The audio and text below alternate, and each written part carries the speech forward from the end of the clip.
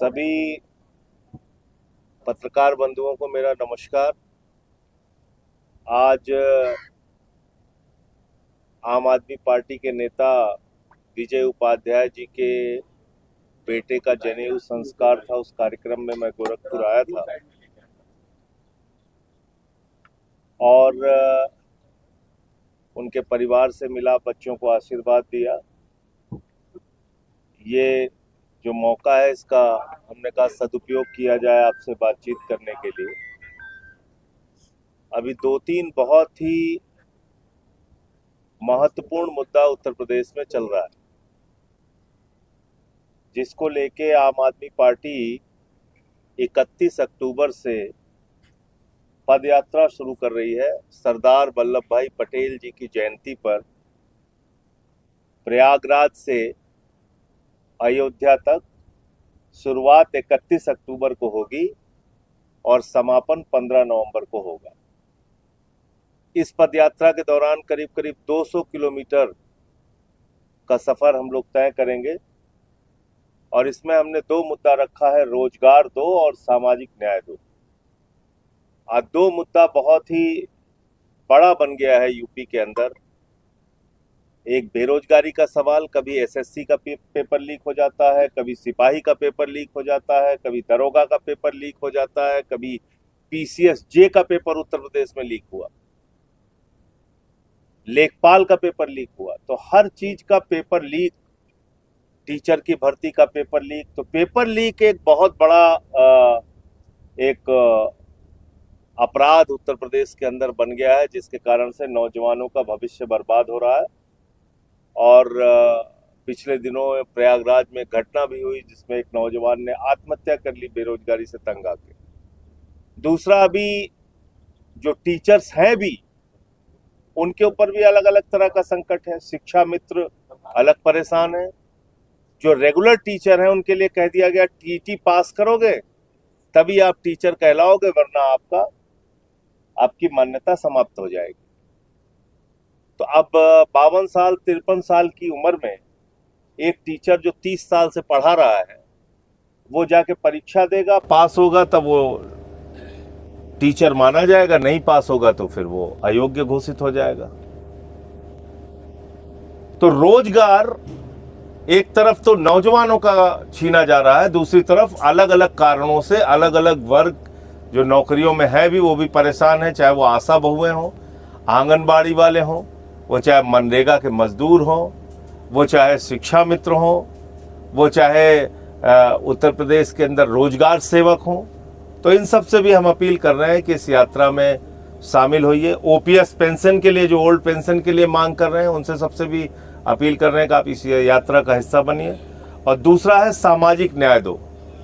सामाजिक न्याय एक बहुत बड़ा मुद्दा उत्तर प्रदेश में है, जहाँ पे जातियों के नाम पे भेदभाव का एक खुला उदाहरण देखने को मिलता है। चाहे वो बांदा विश्वविद्यालय का मामला हो, या लखीमपुर खीरी में कोऑपरेटिव बैंक का मामला हो, या फिर मुसलमानों को टारगेट करके जिस तरह से कार्रवाई की जा रही है वो हो। अब बरेली का मामला देखिए आप, जब लद्दाख का मामला उठा है, उत्तराखंड में नौजवान आंदोलन कर रहे हैं, जब एसएससी को लेके यूपी में आंदोलन हो रहा है, उस वक्त क्या शुरू कर दिया गया?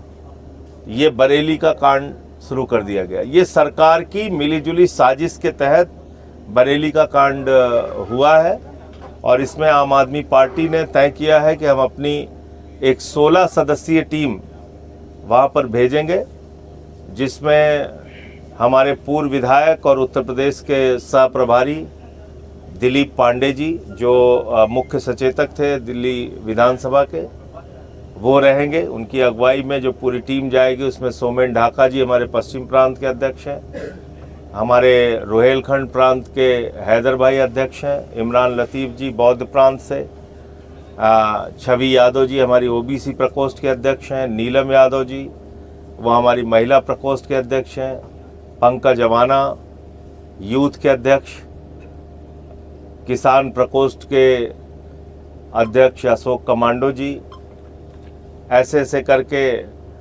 जनक प्रसाद जी, सुनीता गंगवार जी, राम सिंह मौर्य जी, फैसल खान लाला, अंसार भाई, नदीम अशरफ जायसी, कैप्टन सरबजीत मक्कड़, ऐसे हमने 16 लोगों की एक टीम बनाई है जो कि 7 तारीख को बरेली जाएगी।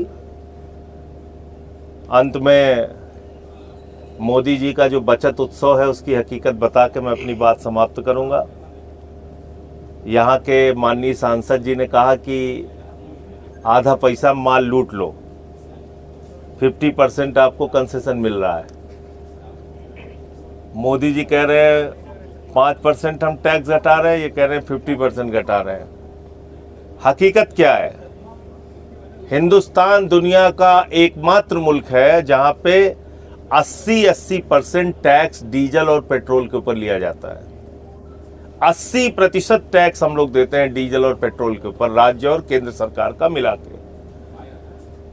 दूसरा, जीएसटी जब आई तो प्रधानमंत्री ने बहुत जोर शोर के साथ ढोल पीट के जीएसटी लागू किया, मुझे याद है 2017 में, और कहा गया ये दूसरी आजादी आपको मिल रही है। रात में 12 बजे लता मंगेशकर जी का गाना सुनिए, अमिताभ बच्चन का चेहरा देखिए और आर्थिक क्रांति हिंदुस्तान में आ रही है।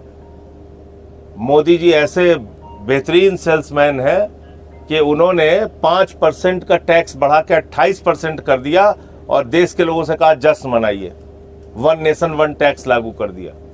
जबकि 1 नेशन मल्टीपल टैक्स था, उस समय भी हम लोग कह रहे थे ये टैक्स प्रणाली गलत है, इससे आम जनता के ऊपर महंगाई का बोझ पड़ेगा। लेकिन 8 साल तक इस देश की जनता को महंगाई में पीसा गया। इस देश की जनता से 127 लाख करोड़ रुपए जीएसटी के नाम पे वसूला गया। 127 करोड़ नहीं, 127 लाख करोड़ रुपए वसूला गया। और उसके बाद अचानक 22 तारीख को, संभवतः 22 या 23 में, कब शाम को 5 बजे नरेंद्र मोदी जी आए, बहुत गुस्से में थे और उन्होंने नरेंद्र मोदी को बहुत डांट लगाई। उन्होंने कहा, हे मोदी, 8 साल तक तुमने हमारी देश की जनता को लूटा, 127 लाख करोड़ रुपए लूट लिया, ये तो मैं कतई बर्दाश्त नहीं करूंगा। और अब हम बचत उत्सव शुरू करने जा रहे हैं। अब ये बचत उत्सव क्या है? कोयले के ऊपर आपने टैक्स बढ़ा दिया। कोयला जो ईंट बनाने के लिए इस्तेमाल होता है, बिजली बनाने के लिए इस्तेमाल होता है, तमाम चीजों में कोयले का इस्तेमाल होता है। तो जाहिर सी बात है, जब आपने कच्चे माल पे टैक्स बढ़ा दिया तो जो पक्का माल होगा वो महंगा बिकेगा, बिजली महंगी हो जाएगी, ईटा महंगा हो जाएगा। आपने पेपर पर 12% से बढ़ा के टैक्स 18% कर दिया। जो दफ्ती लगती है उसके ऊपर, उस पर टैक्स बढ़ा के 12% से 18% कर दिया। और जो फाइनल आइटम तैयार होता है, नोटबुक, उस पर 5% से घटा के 0% कर दिया। तो इसका क्या मतलब हुआ? कान को आप चाहे सीधा पकड़िए चाहे उल्टा पकड़िए, तो ये बचत उत्सव नहीं है, एक चपत उत्सव है जो प्रधानमंत्री जी बड़े जोर शोर के साथ इस देश की जनता से मनवा रहे हैं। इसकी हकीकत जब सामने आएगी तो लोग परेशान होंगे। और अभी भी जो घोषणाएं उन्होंने की है, कहीं भी सामान सस्ता नहीं हुआ। लोग कह रहे हैं हमने तो महंगे में खरीदा तो आपको महंगे में बेचेंगे। जब घोषणा करते हैं टैक्स बढ़ाने की, तब तो तुरंत वसूली शुरू हो जाती है, तब एमआरपी नहीं दिखाया जाता। अब कहते हैं हम एमआरपी महंगा खरीदे तो हम आपको देंगे महंगा। तो ये कुल मिला के एक छलावा है। और जीएसटी से ना तो काला धन खत्म हुआ, न जाली नोट खत्म हुआ नोटबंदी से, न आतंकवाद खत्म हुआ। जो जो दावे थे वो कुल मिला के, चाहे नोटबंदी हो चाहे जीएसटी हो, इन सारे मामलों में सरकार के, मोदी जी के दावे पूरी तरीके से फेल साबित हुए। अभी सोनम वांगचुक जी पे जो कार्रवाई हुई है वो भी एक गलत कार्रवाई है, हम लोग उसकी निंदा करते हैं।